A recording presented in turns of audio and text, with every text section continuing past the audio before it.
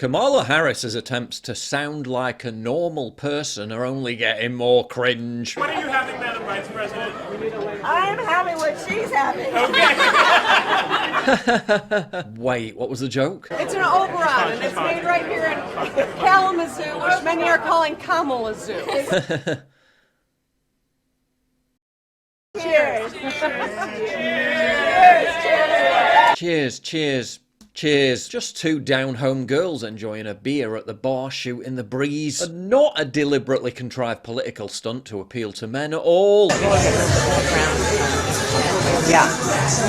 Oh, we have microphones in here. It's listening to everything. I didn't realize that. She totally didn't realise anyone was listening. Those four giant boom microphones directly above her head must have been really hard to notice. Harris and Gretchen Whitmer then proceeded to slip into coarse language. A completely normal organic conversation that totally wasn't designed to be heard as a contrived effort to appeal to men. Okay.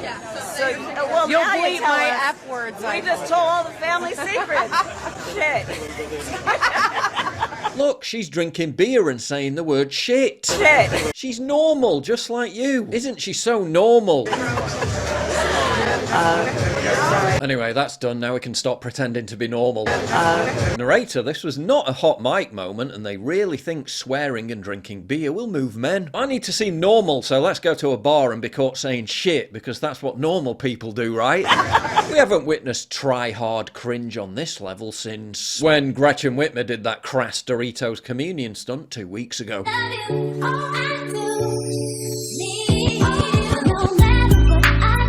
No, wait, it was actually a couple of days ago when Kamala decided to put on another fake accent and temporarily transmogrify into an MLK-style preacher. Weeping may endure for a night, but joy cometh in the morning. The path may seem hard, the work may seem heavy, but joy cometh in the morning, and church morning is on its way. Meanwhile, at Madison Square Gardens, despite the media comparing it to some kind of fascist rally, Elon Musk said the real threat to democracy is the people who accuse Trump of endangering it. Thanks to Ground News, the sponsor of today's video, which you can check out at ground.news/PJW or the QR code on screen right now, I can instantly access every story on it and compare coverage. This looks like a bit of a blind spot for the right, which is surprising, with only one right-leaning source covering it, whereas the left seems to be running in lockstep with a narrative characterized by very similar headlines. While one source, Dev Discourse, spun it to suggest Musk was minimizing January the 6th. Ground News helps me track all this and shines a spotlight on misleading narratives. You can check it out for yourself at ground.news/PJW, the link is down below. With the election just a week away, it's never been more important to keep track of every twist and turn. With Ground News offering dedicated blind spot pages on both Donald Trump and Kamala Harris, as well as election stories being disproportionately covered by the media. If you're a news junkie like me, this is the Rosetta Stone of breaking news and media monitoring. Instead of wasting time wading through scores of different websites, everything is there in one place, helping you stay informed of breaking news developments as they happen. And more importantly, what the media isn't covering, which could lead to blind spots. And yes, they sponsor me, but I actually use their website daily. I've got Ground News bookmarked because it's an invaluable tool in crafting these very videos and the articles you'll find on my website. So especially as we get closer to November 5th, instead of arguing with that crazy uncle of yours, you can use Ground News to show they might only be getting one side of the story. So it's never been a better time to check out ground.news/PJW or scan the QR code on screen. They're currently offering my viewers 40% off the Vantage plan, which is the one I use for unlimited access. Crucially, they're independently owned and subscriber funded. Subscribers support their mission to hold the media accountable. And I can't emphasize this enough, but by supporting my sponsor, you support me directly. That's why I'm urging my viewers that it's never been a more crucial time to sign up at ground.news/PJW. Meanwhile, failing to offer Americans anything in terms of actual policy change, Democrats voraciously seized on a joke by Tony Hinchcliffe at Trump's Madison Square Garden rally. Like, I don't know if you guys know this, but there's literally a floating island of garbage in the middle of the ocean right now. Yeah. I think it's called Puerto Rico. Puerto Ricans make up about 3.8% of Pennsylvania's population, prompting Democrats like AOC to rush in with their feigned indignation. I mean, it's like super upsetting. Obviously, it's super upsetting to me. My family is from Puerto Rico. I'm Puerto Rican, and like... Super upsetting. It's like super upsetting. But presumably not as upsetting as that time when Matt Walsh tried to raise money to pay for AOC's Puerto Rico-based grandma to get a roof fixed, and then AOC had the GoFundMe cancelled. It's like super upsetting.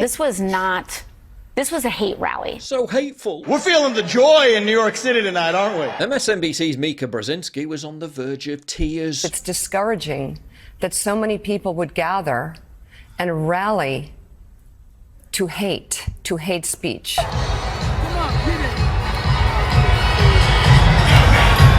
Wow, so hateful. It's worth noting that while we showed you that joke about the pile of garbage that comedian made, he also said something else about Latino voters that I can't play because I know a lot of you are probably at the breakfast table with your little kids, and if we played it, you'd have to shut us off because it was so incredibly crude that it's a family program and we're just not going to do it. Right, so the same network that brought you drag queens for Kamala and encouraged parents to thank their 4-year-old children for coming out as trans is going to lecture you about decency around children. I don't understand how we got so toxic and just so divided and so bitter. Don't be toxic, don't be divisive. Same people, Trump is literally Hitler and all his supporters just attended a fascist rally. That jamboree happening right now, you see it there on your screen, in that place is particularly chilling because in 1939, more than 20,000 supporters of a different fascist leader, Adolf Hitler, packed the garden for a so-called pro-America rally. A rally where speakers voiced anti-Semitic rhetoric from a stage draped with Nazi banners.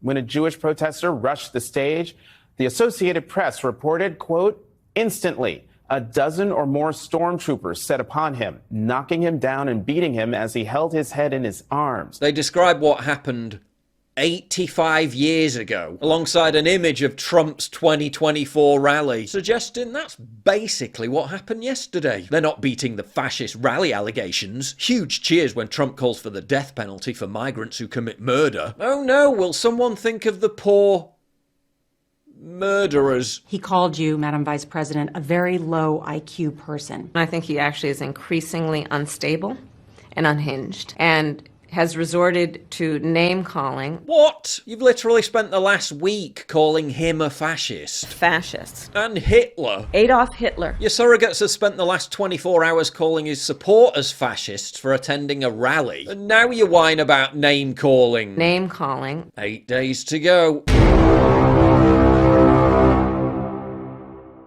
If you value what I do and you want to help support me, please visit pauljosephwatson.locals.com and either pledge a one-time donation or subscribe to join my community, get early access videos, and message me directly. And exclusive live streams coming soon too. Promise. Check out the Locals link down in the description. And don't forget to take a look at the brand new website, modernity.news. That's where you'll find all my content, including exclusive articles. That's modernity.news.